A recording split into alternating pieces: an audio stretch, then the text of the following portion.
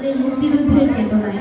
শিশুদের মধ্যে আমরা চাই সুস্থ সাংস্কৃতিক মনন, এইটুকুই বোধনের প্রত্যাশা।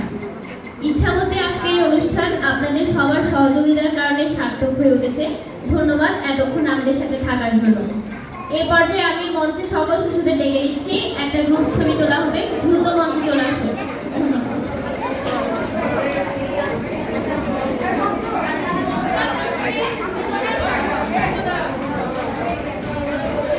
লিডার আছে না, আমি ছাড়া কেউই নাই।